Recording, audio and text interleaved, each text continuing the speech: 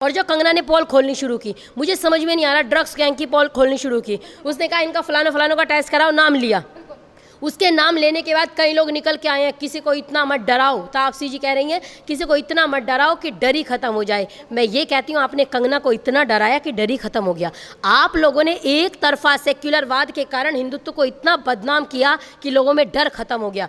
आप बताइए महाराष्ट्र के अंदर रह के ये किस मराठी प्राइड की बात करते हैं? मैं कुछ पूछना चाहती हूँ संजय राउत जी, आप जवाब दीजिए। आप ही के महाराष्ट्र में, आप जो अपना कहते हैं आप ही के महाराष्ट्र कहूँगी, वैसे तो वो पूरे देश का है, पूरे देश के नागरिक वहाँ जाते हैं, पूरा स्वतंत्र भारत है, जहाँ मन करेगा वहां जाएंगे, संवैधानिक अधिकार है। ऐसे तो सब बटने लग जाएंगे, मेरा यूपी, मेरा बिहार, मेरा फलाना, मेरा ठिकाना, तो सब अपना अपना लेके चले जाएंगे। देश की रक्षा कौन करेगा? आप बताइए ना, अगर सैनिक भी बांटने लग जाएंगे तो कैसे चलेगा? तो इसलिए आप इस पे राजनीति मत कीजिए। और मैं पूछना चाहती हूँ कि आप जो कह रहे थे कि फलाना ये वो ठिकाना, आप ही के महाराष्ट्र के अंदर कुछ लोग अपने बच्चों के नाम उन मुगलों के नाम पे रखते हैं, उन दुष्टों के नाम पे रखते हैं जिन्होंने हमारे देश को लूटने के अलावा कुछ नहीं किया। तब आपका खून नहीं खोलता? तब आपको दुख नहीं होता? एक पाकिस्तानी वीना मलिक अभिनेत्री आती है, एक गायक आता है, यहाँ पे आके सारा कमा के खा के जाता है और जाकर के अपने देश में हमारे देश का मजाक बनाता है, हमारे देश के वीर जवानों का मजाक बनाता है। आपने उसको नहीं कहा कि जिस थाली में खाते हो उसमें छेद करते हो।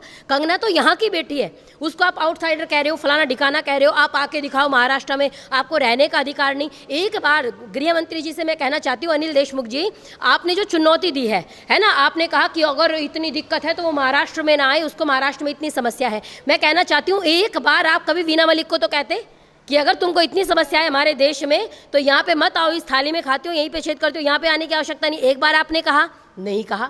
आपने एक बार भी अतीफ असलम को कहा? नहीं कहा। आप उनको नहीं कहते, लेकिन अपने देश की लड़की जो देश के लिए लड़ रही है, देश के लिए बोलती है, समाज के लिए बोलती है, उससे आप चिढ़ने लग जाते हैं, उसका विरोध करते। जो बात आपने कही, इससे एक और क्वेश्चन है, ये है कि जब 2012 में रिया चक्रवर्ती भी इसी बात को कहती है, वो ये कहती है कि ये जो मुंबई के कॉप्स हैं जब ये सड़कों पर होते हैं तो इनके रहते हुए मुझे डर लगता है। मतलब सेम बयान इन्होंने भी दिया था मुंबई पुलिस को लेकर, और उसी रिया चक्रवर्ती को आज ये भारत सरकार सिक्योरिटी देती है, 2-2 मिनट में जाके उनके पास पुलिस जाके खड़ी कर देती है सिक्योरिटी के लिए। और कंगना जब इस तरीके की बातें होती हैं तो उनके लिए इतनी ज्यादा अभद्र बातें की जाती हैं इनकी सरकार की तरफ से। अच्छा, विचारने की बात है, कहीं रिया के चक्कर में सरकार का कोई बंदा तो नहीं फंस रहा? मतलब अगर पूरी सरकार, रिया इतनी बड़ी स्टार तो है नहीं कि उसको बचाने के लिए पूरी सरकार आ जाएगी, लेकिन अगर उसको बचाने के लिए पूरी सरकार लगी है, इसका मतलब कहीं ना कहीं जो फंदा आने वाला है सीबीआई का, वो इनके गले में भी आने वाला है। तो मैं यही कहूंगी कि एक रिया को बचाने के लिए आपने पूरी सरकार लगा दी और उसने कहा कि मुझे डर लगता है, आपने उसको तो स्वीकार किया, उसको कुछ नहीं कहा। आमिर खान की पत्नी कहती है मुझे भारत में डर लगता है, उसको कुछ नहीं कहा, उसको हरामखोर कहा? नहीं कहा। नसीरुद्दीन शाह ने कहा, उसको आपने हरामखोर कहा? नहीं कहा।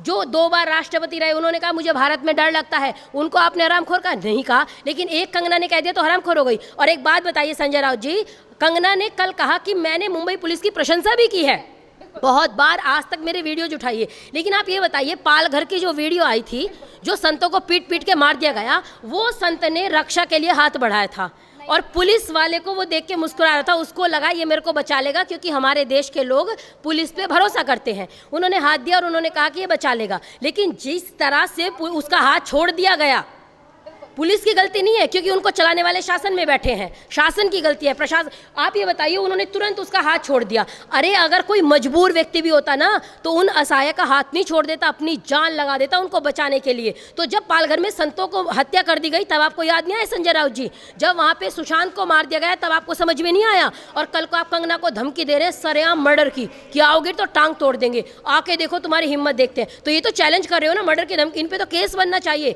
और इनको जेल में होना चाहिए। महिला आयोग जल्दी से जल्दी संज्ञान ले ताकि आज के बाद ऐसे नेशनल टेलीविजन पे धमकी देने की कोई साहस ना कर सके, कोई हिम्मत ना कर सके। और याद रखिएगा, जैसे दिग्विजय सिंह के बयानों के कारण कांग्रेस गर्त में चली गई, जैसे मणिशंकर अय्यर के कारण कांग्रेस गर्त में चली गई, आने वाले समय में ये भी शिवसेना के मणिशंकर अय्यर साबित होने वाले हैं। मैम, यहाँ पे जिस तरीके से कांग्रेस सुशांत सिंह राजपूत के केस को लेकर अभी तक चुप थी, तो इसमें आप जैसे कि संजय निरुपम बयान देते हैं और कहते हैं कि कंगना ने जो मुंबई पुलिस को लेकर टिप्पणी की है वो गलत है। देखिए, संजय राउत जी ने बहुत अच्छा कहा, मैं उनको आज सुन रही थी और कल, हाँ, संजय निरुपम जी ने बहुत अच्छा कहा। उन्होंने कहा कि जो कंगना के लिए कहा गया मैं उससे बिल्कुल भी सहमत नहीं हूं और एक लड़की के लिए ऐसी टिप्पणी नहीं होनी चाहिए। लेकिन कल मैं डिबेट में एक बंदे को देख रही थी जो शिवसेना का प्रतिनिधित्व करते हैं, उनके प्रवक्ता हैं। उन्होंने कहा ये कौन है संजय निरुपम, इसको कौन जानता है, ये तो कांग्रेस में कोई इज्जत नहीं। मतलब जो आदमी एक बार कोई ढंग का वाक्य बोल रहा है, पहली बार कांग्रेस का कोई व्यक्ति ढंग का वाक्य बोला है, उसका समर्थन करने से तो गए, उसका विरोध करने पे आ गए। और अगर इतनी समस्याएं आपस में नहीं बन रही है तो गठबंधन तोड़ काहे नहीं देते? क्यों ये भेड़ चाल चला रहे हो, सांप नेवले की दोषी सरकार चला रहे हो? तोड़ दीजिए। और मैम एक लास्ट क्वेश्चन कि अब कंगना को वाई श्रेणी की सुरक्षा दे दी गई है महाराष्ट्र में आने से पहले, मतलब वहाँ की सरकार ने भी दी है और उन्होंने आज अमित शाह को थैंक यू भी कहा इस चीज़ के लिए। इससे करारा तमाचा संजय राउत के गाल पे मुझे लगता है कुछ नहीं हो सकता।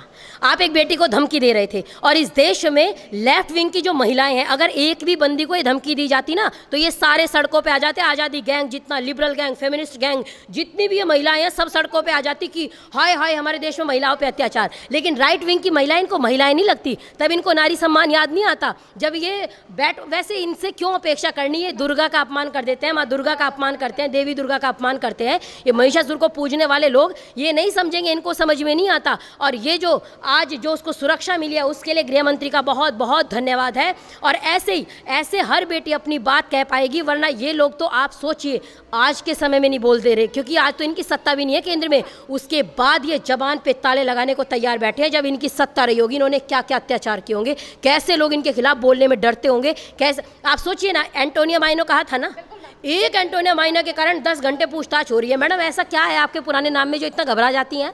पूरी पार्टी सत्ते में, इतनी एफआईआर करा दी अर्नब गोस्वामी पे, तो आपके नाम में ऐसा क्या है? तो कोई बड़ी बात नहीं है, उसको सुरक्षा मिली है। और जिसमें दम हो, इनकी हिम्मत नहीं है हाथ लगाने की, अगर दम हो लगा के देखना, समझ में आएगा किसको धमकी दे रहे हो।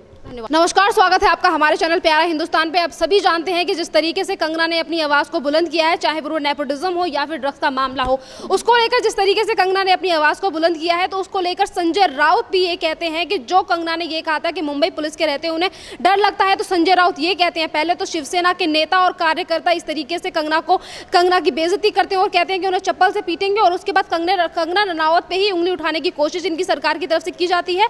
और संजय राउत ये कहते हैं कि कंगना को हमसे माफ़ी मांगनी चाहिए। तो इसी पे बात करने के लिए हमारे साथ मौजूद है आयुषी राणा मैम, और इसी पे हमसे बात करेंगे। मैम, संजय राउत ये कह रहे हैं कि कंगना रनावत को हमसे माफ़ी मांगनी चाहिए, उसके बाद हम कुछ देखेंगे। मेरे को ये समझ में नहीं आ रहा कंगना ने ऐसा क्या बोला कि उसको माफ़ी मांगनी चाहिए। माफ़ी उनको मांगनी चाहिए जो नेशनल टेलीविज़न पे एक लड़की के लिए इतनी अभद्र भाषा का प्रयोग कर रहे हैं। और कल संजय राउत जी मुंबा माँ का जिक्र कर रहे थे, मुंबा देवी का जिक्र कर रहे थे।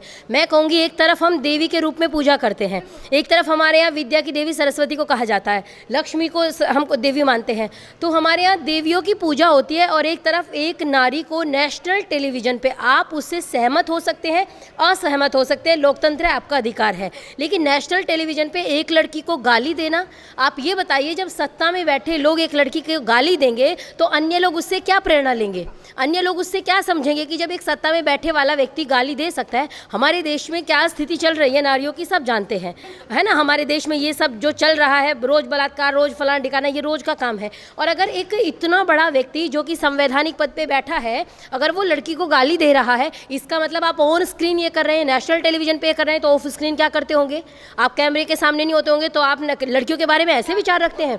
और आप विचार करके देखिए, जिनकी स्वयं की 2 बेटी हैं, वो एक लड़की को गाली दे रहे हैं। तो संजय राउत जी, माफ़ी आपको मांगनी चाहिए, कंगना को नहीं। आप पूरी सरकार, आप ये देखिए, उस बंदी ने केवल एक बंदे को बोला और उसने ड्रग्स माफिया की पोल खोली। उसने एक बार भी इनकी सरकार को कुछ नहीं बोला, संजय राउत को कुछ नहीं बोला, कोई पर्सनल अटैक नहीं किया। लेकिन ये पूरी सरकार, मुझे समझ में नहीं आ रहा, जब वो पोल खोल रही थी, ड्रग्स माफिया की पोल हो या पूरी इंडस्ट्री में जो चल रहा है, उसने उसकी पोल खोली, उससे इनको क्या समस्या हो गई? इन्होंने उसको बोला हरामखोर लड़की, मेंटल केस है। मैं कहना चाहती हूँ, जो शब्द आपने कंगना के लिए प्रयोग किए और कई लोग उनको डिफेंड करते हुए कह रहे थे तो सामान्य शब्द हैं, मैं कहना चाहती हूँ अगर सामान्य है तो आप उनकी फैमिली के लिए प्रयोग करके देखिए ना। आप जो कंगना के लिए कर रहे थे, एक बार संजय राउत जी अपने लिए सोच के देखें, अगर संजय राउत जी की फैमिली को कोई बोले तो। जब आप अपनी बेटी के लिए इतनी अभद्र भाषा का प्रयोग सहन नहीं कर सकते, तो आप किसी की बेटी को इतनी अभद्र भाषा का प्रयोग नहीं कर सकते, ना आपका अधिकार है। और आप चूंकि संवैधानिक पद पे बैठे हैं, तो आपकी जिम्मेदारी ज़्यादा बढ़ जाती है। और आपने कहा कि मराठियों का मुद्दा है, महाराष्ट्र का मुद्दा है। देखिए संजय राउत जी, आप महाराष्ट्र नहीं हैं, आप महाराष्ट्र में रहने वाले एक नागरिक हैं, आप भारत में रहने वाले एक नागरिक हैं, ना आप महाराष्ट्र हैं। आप एक व्यक्ति महाराष्ट्र नहीं है। आपने अपना जो मुद्दा था उसमें महाराष्ट्र को घसीट लिया, इनकी कोई बात नहीं हुई। और मैं कहना चाहूँगी, आप मराठी अस्मिता की बात कर रहे थे, मराठी प्राइड की बात कर रहे थे, महाराष्ट्र प्राइड की बात कर रहे थे। इतने मराठी लोग संजय राउत जी आप अपना फेसबुक पेज खोल के देखना और उस पे सबसे ज़्यादा कमेंट्स आपको मराठी लोगों के मिलेंगे कंगना के पक्ष में कि संजय राउत जी हम आपसे सहमत नहीं हैं, आपने जो बोला है, और कंगना जी जो बोला उसको समझने का प्रयास कीजिए। और अगर मराठाओं का आपको इतना ध्यान है, आपने कहा जो महाराष्ट्र है वो मराठियों का है, तो मैं एक बात कहना चाहती हूँ। एक लड़की अभी आई थी पहले, करिश्मा भोसले, उस बंदी ने केवल ये कहा था कि लाउड स्पीकर उतार दीजिए, धीमी आवाज़ कर लीजिए, मेरी माँ को परेशानी होती है, मेरी माँ को बीमारी है, इतनी सी बात कही थी। उस बंदी को वहीं के एक विधायक ने, अबू आजमी, वो तो महाराष्ट्र के रहने वाले भी नहीं हैं, अबू आजमी ने ये कहा था कि अगर आपको समस्या है तो आप मुंबई छोड़ के जा सकती हैं। मैं ये पूछना चाहती हूँ, तब आप कहाँ थे संजय राउत जी? तब आपका प्राइड कहाँ था? तब आपका स्वाभिमान क्या था? वो लड़की तो आपके वहीं की थी, आप उसके लिए नहीं बोले। और आप एक लड़की जो कि स्वाभिमान के लिए बोल रही है, जो कि सत्य बोल रही है, जो कि पूरी पोल खोल रही है, उस बंदी के आपको साथ खड़ा होना था, उसको सुरक्षा देनी थी, और उस बंदी के आप विरोध में खड़े हो गए। मेरे को समझ में नहीं आ रहा ये चल क्या रहा है। और संजय राउत जी माफ़ी मांगिए, नहीं तो पूरा देश सड़कों पे आएगा, तो आपको समझ में नहीं आएगा आपके साथ क्या हुआ। क्योंकि किसी भी लड़की की ऐसे बेइज्जती करना सरेआम नेशनल टेलीविज़न पे बहुत ही ज़्यादा शर्मनाक बात है, और आप संवैधानिक पद पे बैठे हैं, आपके लिए तो विशेष शर्मनाक है। मैम यहाँ पे लोगों की तरफ से ये भी आंसर है कि जब से कंगना ने ये कहा है कि मैं महाराष्ट्र आ रही हूँ, तो उसको लेकर इस तरीके की बातें क्यों की जा रही हैं? ऐसा कौन सा राज है जो कंगना रनावत महाराष्ट्र में आके खोल देंगी, जो शिवसेना इतनी ज़्यादा डरी हुई है? आप यही विचार कीजिए, आप एक बात सोचिए, पूरा देश एक बात सोचे, कहाँ तो कांग्रेस की विचारधारा है और कहाँ शिवसेना की विचारधारा है। दोनों विचारधाराओं में धरती और आसमान का अंतर है। लेकिन आप विचार कीजिए कि क्या ऐसा हुआ कि सत्ता के लालच में आप एक हो गए?